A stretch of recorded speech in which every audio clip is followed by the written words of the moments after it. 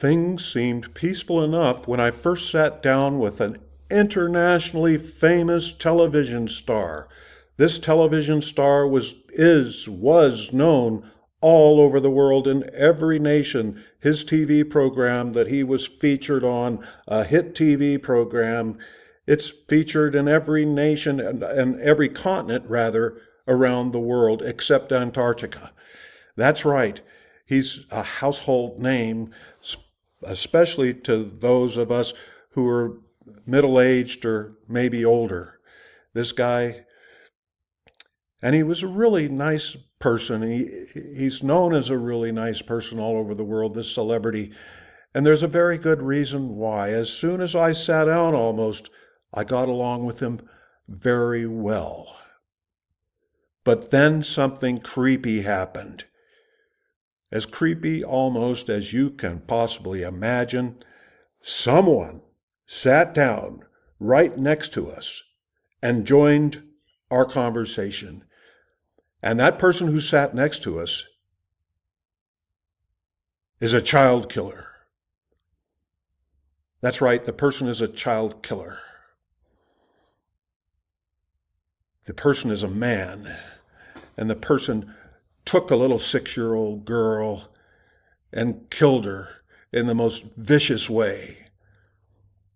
And then that man who came into my conversation with this world-famous TV star, that man, that child killer, dumped the body of a 6-year-old girl in the woods to be eaten and scavenged by animals. And so there I was with this world-famous TV star. And I was at the time a reporter for a mid-size newspaper that was located in Reno, Nevada. And the circulation of the paper that I worked for, I don't know exactly what it was at that particular time. It was somewhere between 60,000 and 100,000 readers. And those people were going to read my story, many of them, about this world-famous television star. I'm going to give you his name a little bit later, but first I need to get the details of this story set right here, right now, so you can establish in your mind what this story is going to be all about. Now, the details about the murder of the little girl are not easy to hear, so if you don't like hearing that, you don't need to listen here. But I'd recommend that if you're interested in what happened to this world-famous TV star and myself, and what happened with this vicious child killer, then I think you should stay tuned to the very end of this story, because the details are critical. They're important to society. They're important and vital to all of us who have children and want to protect our children and learn how to protect our children and discover what vicious child killers can do, the way that they can abduct children. So the child I'm talking about, her name was Lisa Bonham. And she was, judging by the photographs I've seen of her while she was alive, she was cuter than a button. If you can imagine just the most attractive little girl with glorious big eyes, try to picture her, and flowing hair, and a smile. The little child, she had a smile that was magnetic. Whether you're a parent or not, you'd want to have a child just like this, with adorable eyes and adorable face. And everybody said that knew this little girl, Lisa Bonham, that she was so wondrous to this world. She was so special to this world. And her life was taken way back in the 1970s. And the little child was abducted from Idlewild Park in Reno, Nevada. Now, Idlewild Park is, if you picture a real good park, this was a real good park. And it good in the sense that it was a great park for people throughout the community of Reno, which now has and the local environments region has more than right now more than 500,000 to 750,000 people. But at the time that little Lisa was abducted from the park by this predator who later joined a conversation between myself and this world famous TV star. He was a hunter. He was hunting. He was looking for a little girl. And he spent years trying to find the exact perfect situation where he could grab a child just like Lisa. And that particular afternoon in the 1970s, I believe it was a weekend afternoon. It was a peaceful day, otherwise, despite this horrific event. And so little Lisa was with her brother, who was 2 or 3 years older than Lisa, in the park. And Lisa and her brother were in Reno visiting relatives. Lisa and her brother lived in California. And so they were here visiting. And the two children, Lisa and her older brother, who was keeping a close eye on Lisa at that time initially, they went to the amusement park rides in Idlewild Park. And at their amusement rides, they had a little merry-go-round and a little up and down thing where you'd get on a tram. And they even got to go on a choo-choo train. And the choo-choo train took them around. If they took the choo-choo train, they went around a little lake with that has ducks and ponds, and just a wonderful place to be. Now, the relatives of Lisa and her brother lived just a few blocks from the park. So Lisa and her brother were having a great time in the park. And so little Lisa and her brother, they ran out of money. They didn't have any more money to go on the rides. So little Lisa, because the park was so close, just a few blocks away from where her relatives lived and where she was staying with her brother and her parents, little Lisa left. Her brother remained at the amusement rides, and he was just a few years older than her, so I think she was 6, as I said, and she disappeared. Nobody could find her. No one knew what happened, and this was big, huge news in Reno, Nevada. And throughout Nevada, I believe it probably got picked up by the news wires, that story, because this was a precious child, and what had happened to her? Nobody knew what happened at that time to little Lisa. Coincidentally, at that particular time, I was a journalism student at the University of Nevada, which is located in Reno. And I was a intern. I was going through my internship, and that's when you're a journalism student or other fields of study. When you enter your internship, you go into the field, into the craft in which you're going to join. So at that time, as an intern, I began working part-time, only 1 or 2 days a week at the local newspaper to get experience, to show that I was capable of being a good reporter, and to enter a craft where I could shine and where I could contribute to the world. So that was my goal. I didn't know, but of course I followed the story. I followed the story every day as the hunt began for little Lisa. Nobody knew where she was. Now, while I was going to the university at that time, I worked part-time 5 days a week at the local library. It was called the Washoe County Library. It was a public library where everybody could go. And remember, these were the days before the internet, where people had to, they unless they had encyclopedias at their home, or if they wanted to do research on specific things, people at that time often had to go to the library. So for my first 2.5 years working at the library, and I began working at the library at the same time as I started attending the university. And so those first 2.5 years, I was a bookshelver. I shelved books, and I helped. I paid, used some of the money to pay for my tuition, my books to go to the university. My parents helped me out with some of the costs and associated. But it was a good job, and it was a job that I liked, even though I was just shelving books.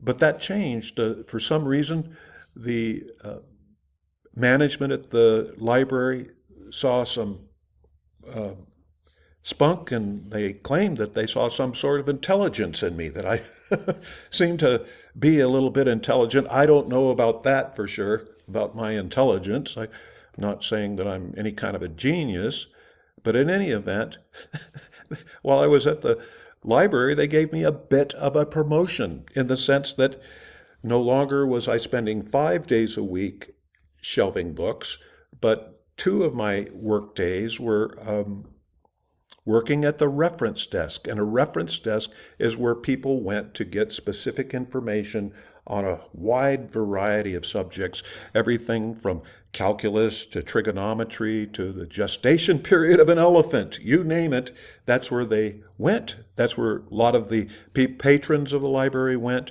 And that's where I, on 2 evenings of the week, would help them as best that I could. Now, this was a unique situation because, as far as I understand, libraries that are accredited, such as the one that I worked at, were not allowed to put people on the reference desk or those specific important positions unless that individual had a library science degree. Yes, indeed, there's something called a library science degree.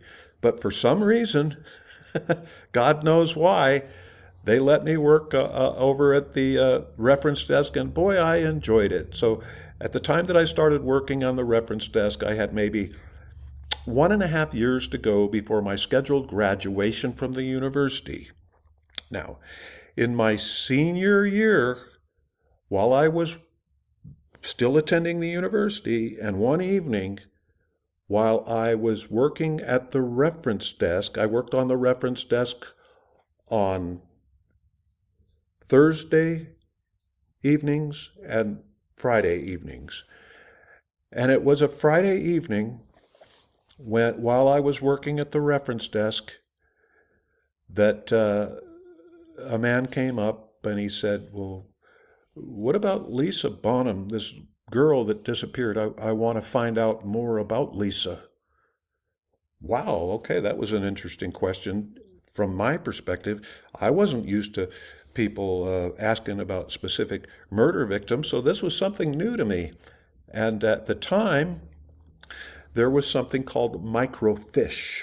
Microfiche were films that were in giant rolls, and people would go into the library and they would request to look at the microfiche. And the microfiche, you could turn a big knob, and the microfiche that we're talking about was previous copies of the local newspaper. Yes, indeed, it was previous copies of the Reno newspaper where I worked at, or where I was interning at, and that at that time was called the Reno Evening Gazette. And the person also asked for the microfiche of another local paper that was a sister paper of the Reno Evening Gazette, and that was called the Nevada State Journal.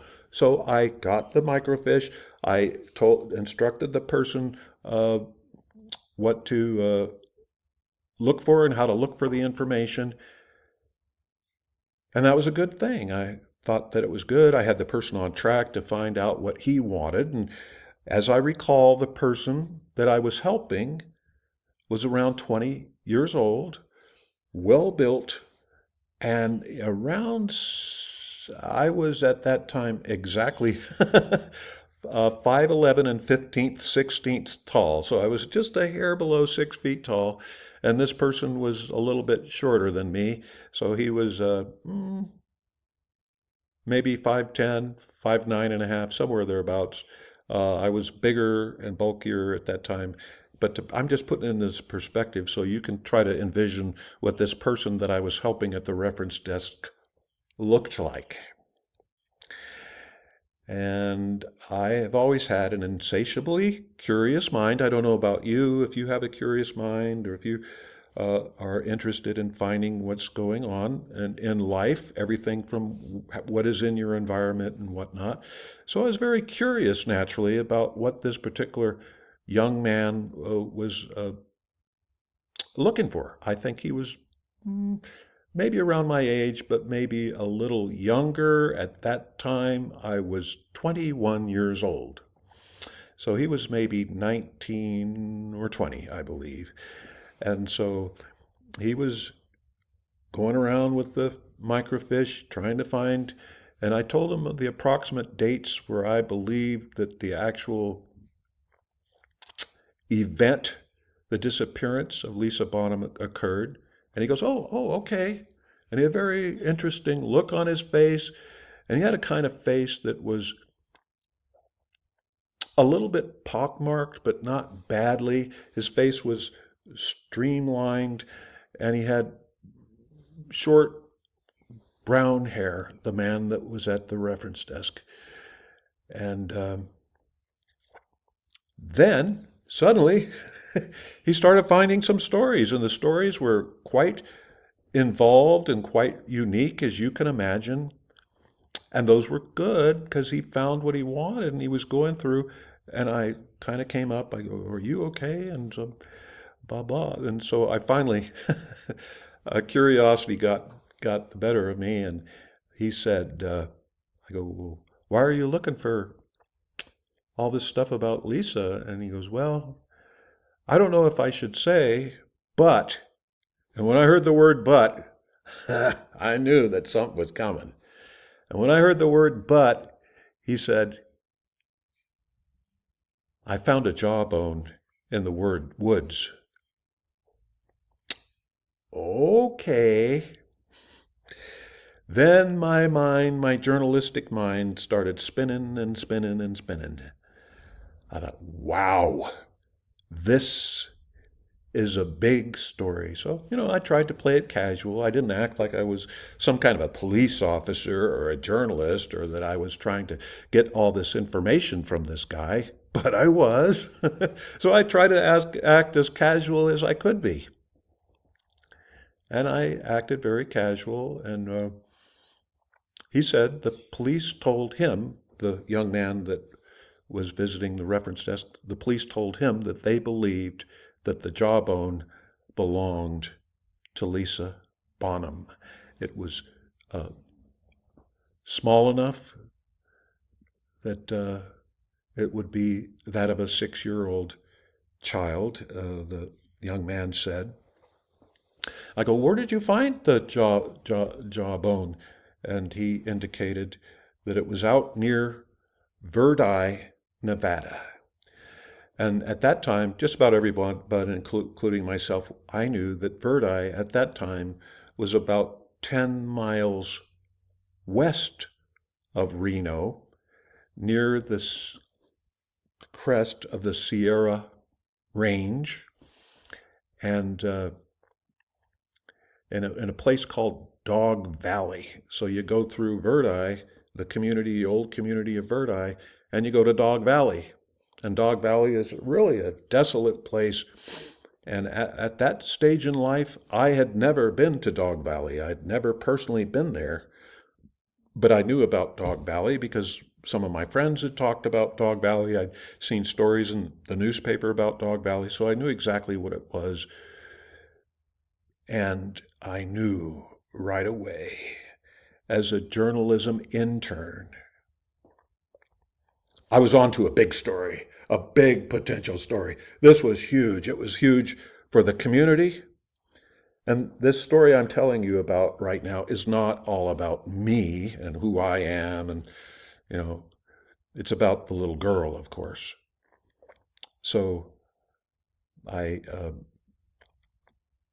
asked the young man if I could have his name and if I ever needed to call him, or if anybody that is in the journalism field needs to call him. And I think, as I recall, there was a bit of hesitation on the man's uh, countenance.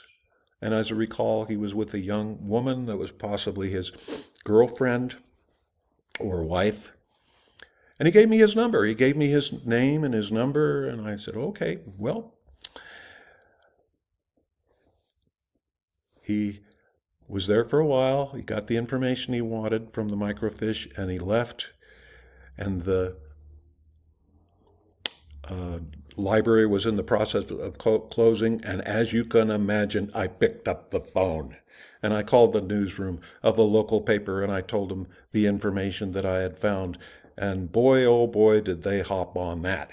The local paper hopped right on that story, and there was no way for the police to deny to the media at that point what was going on. And of course, you got to remember, this is in the days before the encapsulated media, the days before the law enforcement, the sheriff's office, the police department surrounded themselves with media professionals who blocked reporters and kind of kept information from the public. These were in the days of open information where the details weren't so hard to get on big cases. And of course, the story became major news, and in subsequent days it was confirmed that yes, indeed, through dental records, it was confirmed that this was part of the remains of poor little Lisa Bonham.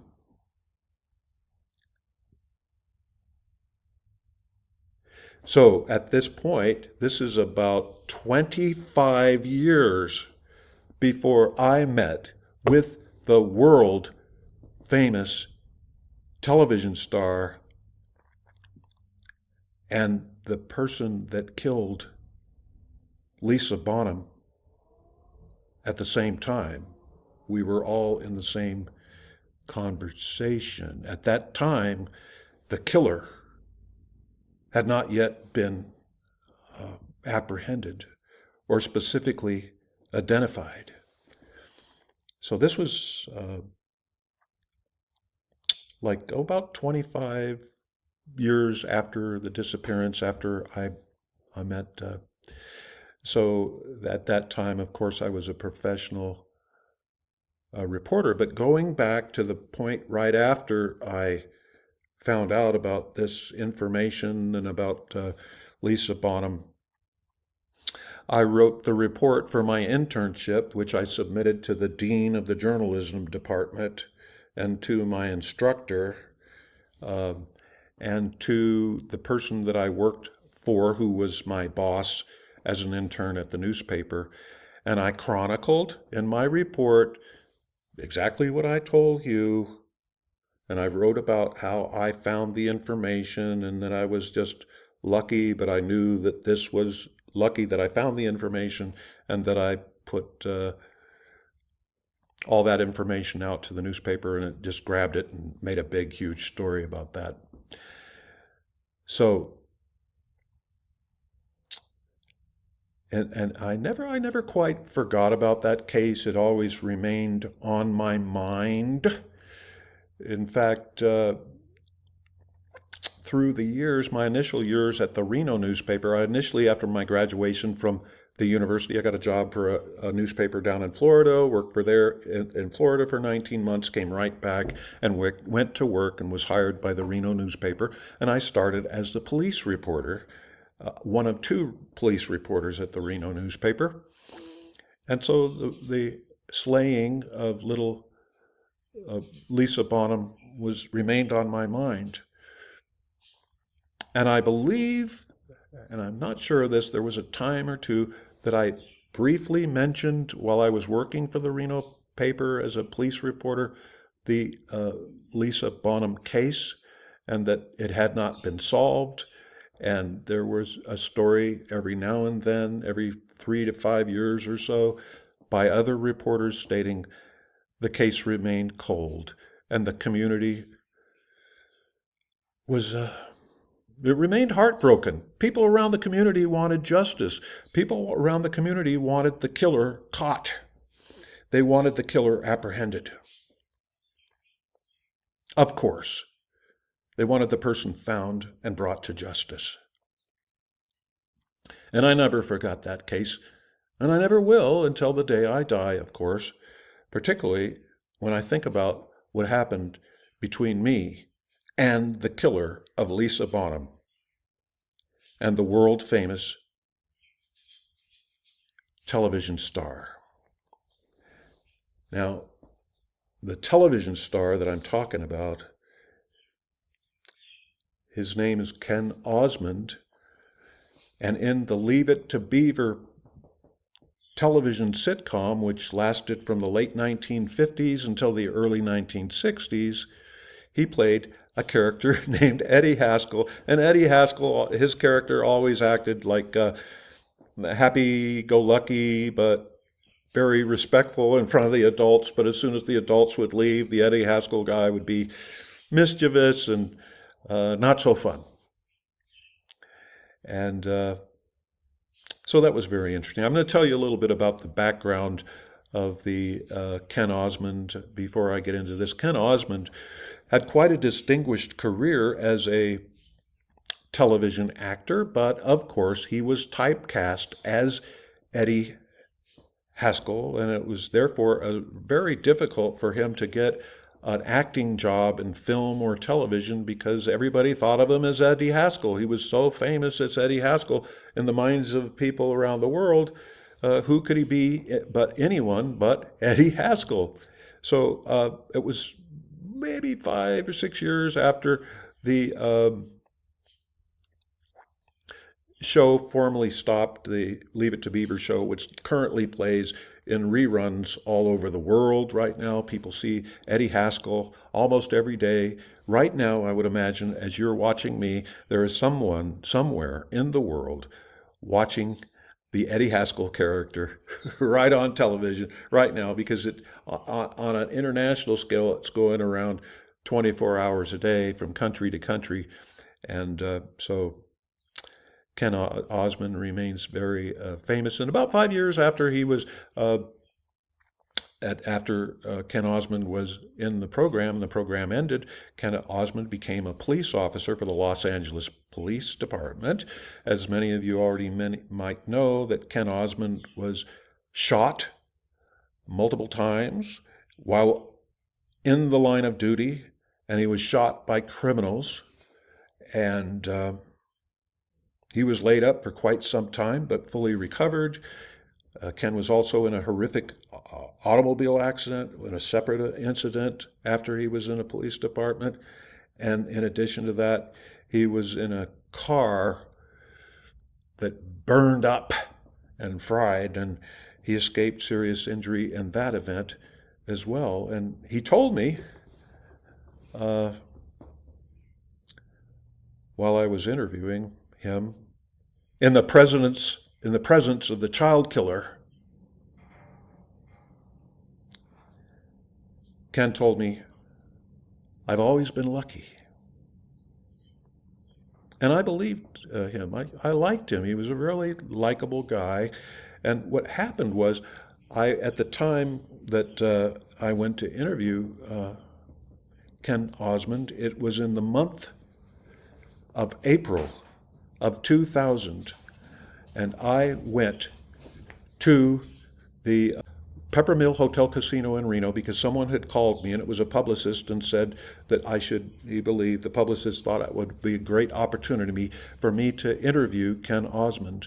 So lo and behold, at the assigned time, I showed up to interview Ken, and I was quite used to interviewing celebrities at that time because for a period of years up to that point, I was the entertainment columnist and entertainment reporter for the local paper. In addition to that, I was the society columnist. I'll get more into the society thing in later videos, but just saying real briefly, I was paid to go to parties. Big deal. Okay, so there I sat down, and I saw at the bar, it was Ken Osmond. Of course, he was much older than he had been. when he was in the original Leave It to Beaver. In the subsequent years, he was in various television versions of Leave It to Beaver. There were various versions of it. And Ken was in town in Reno to promote the business of a cousin of Ken Osmond. As a matter of fact, his distant cousins lived in Utah. He rarely saw them. They were the Osmond family. The Osmond family that was so famous for their songs and their entertainment.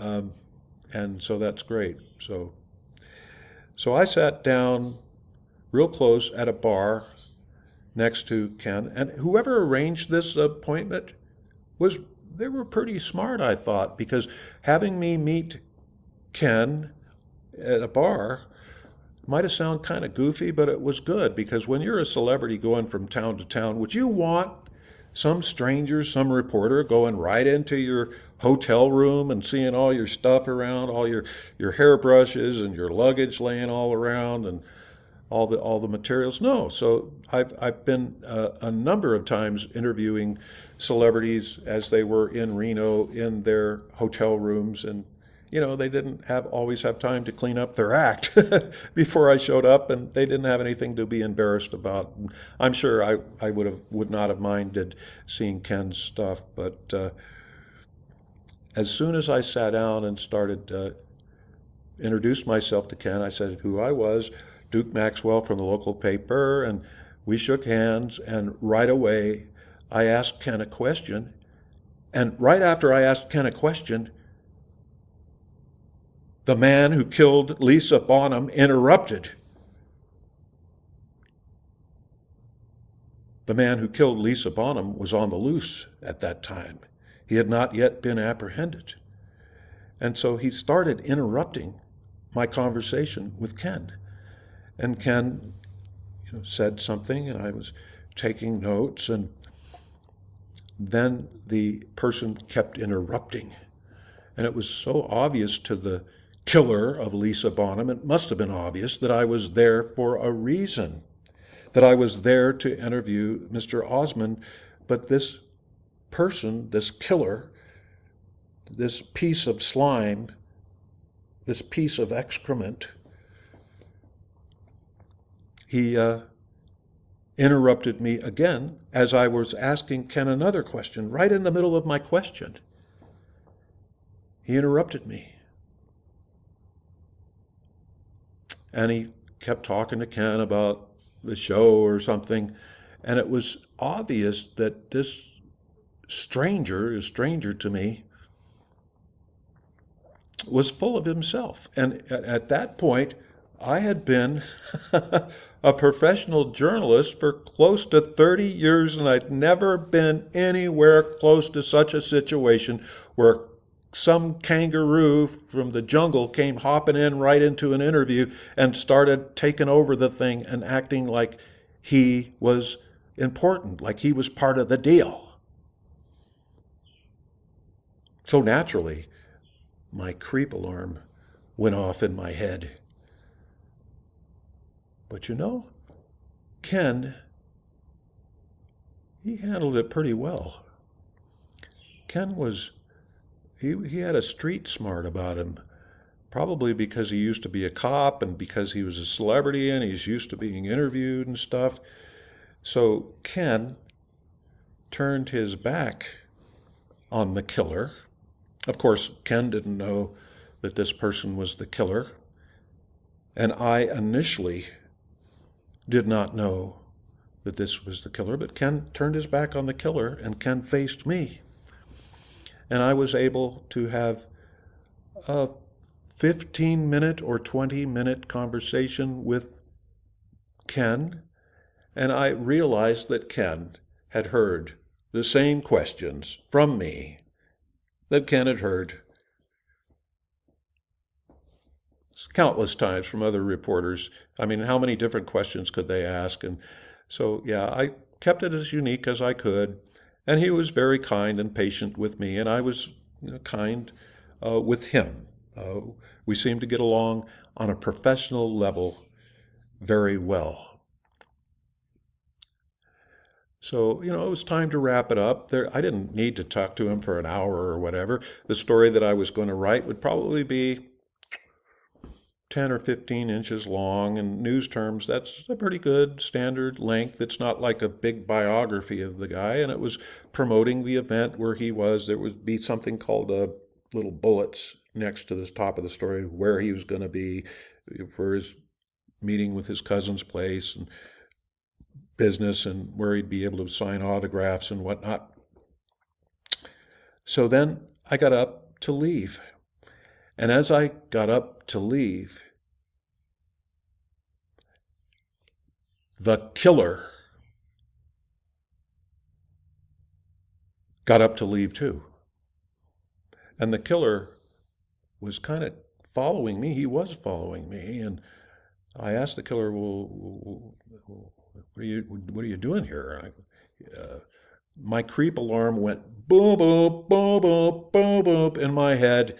This was a code red emergency situation in my mind, because why is this goofball following me around? And and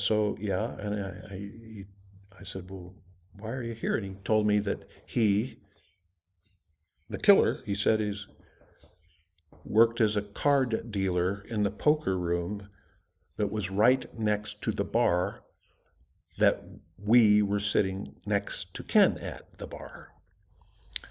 I go, oh. And so I'm turning to leave, and I'm walking toward an exit door that's on the north side of the Peppermill Hotel Casino building toward the parking lot, so I could leave and go back to my place of employment, write the story, and do whatever else I needed to do for my work that day. But then the killer said, have you ever heard of Lisa Bonham?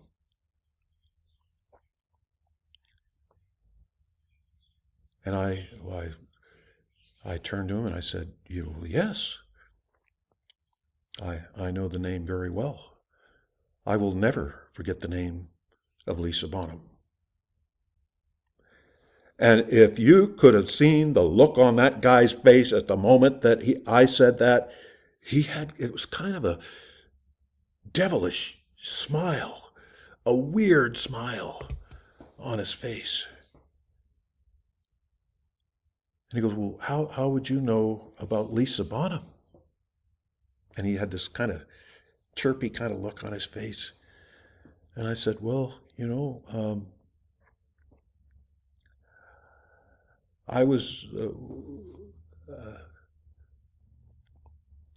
I helped break the story on the finding of her body, and I was about ready to go. And he says, well, give me detail. How did you find that out? So, naive on my part, even though I had the creepy feeling, I told him, the basics. I went through the details real quick that I found out when I was working and boy, oh boy, was he fascinated about that. That whole story that I just told you about me working in the library and finding the information and telling it to the newspaper. Boy, oh boy, it was like feeding a snake more rats. That's what I was doing. I was feeding the snake more rats in a proverbial sense. This guy was the snake, the devil, and he was taking great glee in what I was saying. And I thought, gosh, dang, I got to get out of this place. Why is this guy talking about this girl? Why is he so fixated about this deceased girl? So I didn't even say goodbye to him, the killer. I didn't even say goodbye. I just turned around and I left. And I was driving back to my place of employment. And you would think, you would wonder, this was April, like I said, and just 2 months later, this guy, whose name was Stephen Smith, he was 57 years old at that time, and like I said, he was working as a card dealer at the Peppermill in the poker room. Police arrested him. Police charged him with the murder of little Lisa Bonham. Now, who could have called the police, I wonder? Who could have called the police about a freaky guy at the pepper mill who was obsessed with this little girl, who kept talking about this little girl? Who could have called the police and tipped them off? I wonder. And you can wonder too. All I can say is that the police got DNA, which confirmed that Stephen was the killer. Stephen confessed to the police the details of the crime. And Stephen told the police that Stephen seized the moment because he had been hunting for a victim, and he got her in the way that he wanted her, and he seized her, and he took her out to Verdi, he said, and he told the police. And after he savagely assaulted Lisa in a most horrific way, a way that I cannot mention the details here on YouTube, you know what I'm talking about. She was still alive. And then she struggled. The little girl fought for her life.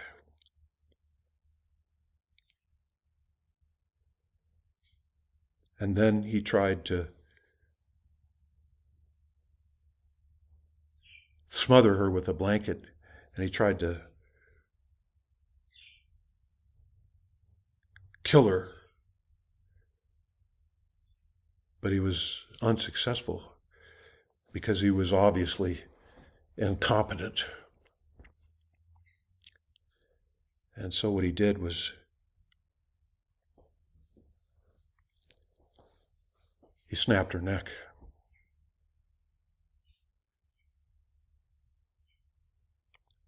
The poor little thing died. The poor little girl died. She wasn't a thing. And so then after she was deceased, he assaulted her body in a most horrific way.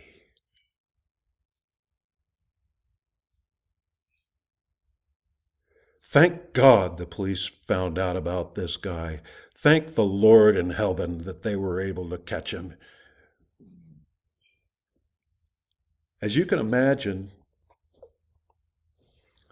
when he was in court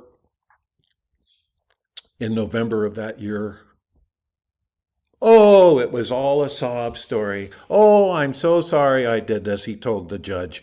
I just did it. It's something that I'm so sorry that I did, and blah, blah, blah. Those aren't his exact words, but you get the sob story.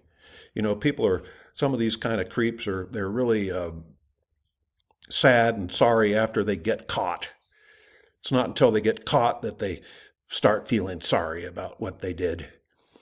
Well, it turns out that the police, even before I encountered the killer at the pepper mill, they were testing his DNA. And lo and behold, in around June, right before he was arrested, they confirmed that his DNA was found on the clothing of the victim. In the early part of the investigation, the DNA technology wasn't as great and as fantastic as it eventually became, but it did become really good and it was helpful. But back in 1969, this creep was convicted of a crime against nature for things that are unmentionable that he did with other children way back in 1969, and he was charged and convicted for an infamous crime against nature.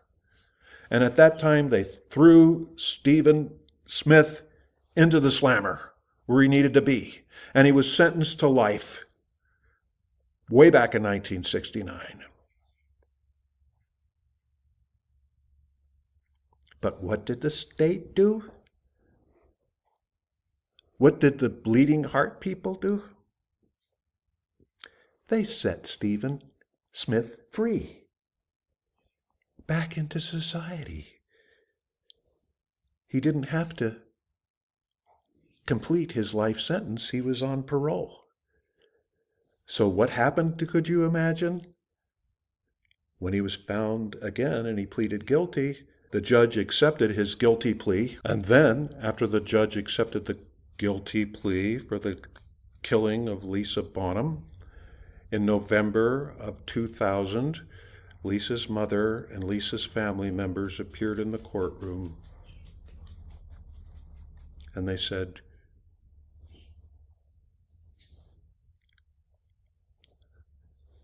they believed that this man deserved punishment to the full extent of the law. And then, of course, he said, "I'm sorry." Okay, so the judge stated that Mr. Smith must serve out the full sentence of his first life imprisonment sentence. And after his first full life imprisonment sentence, he was sentenced to spend another lifetime in prison. And at that time, he was 57 years old, this killer, and he was sent to the big house in Nevada for supposedly his whole life. He was 57 at that time. And right now, if he's still alive, he'd be 83 years old. This creep, this Stephen Smith guy. He'd be 83 if he's still alive, but I didn't check before I did this video that you're watching right now, whether he's alive or dead, because I don't care whether he's alive or dead. If he died in prison, maybe he suffered from a bad death. Or if he's alive, hopefully he's suffering.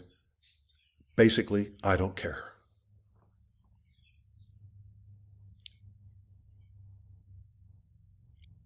Let me know what you think about this. Put your thoughts in the comment section below.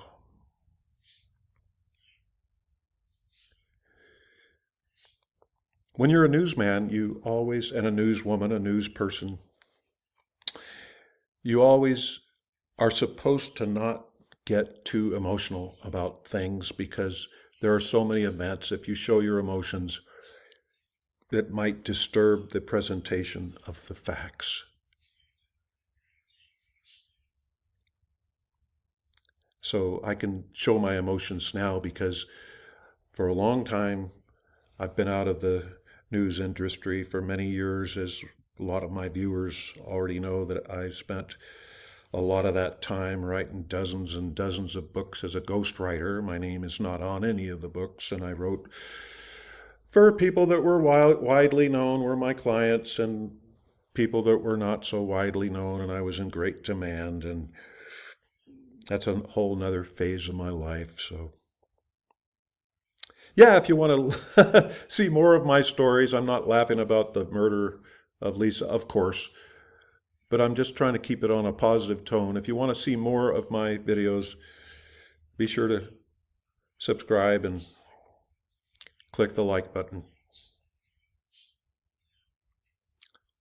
Take care of yourself.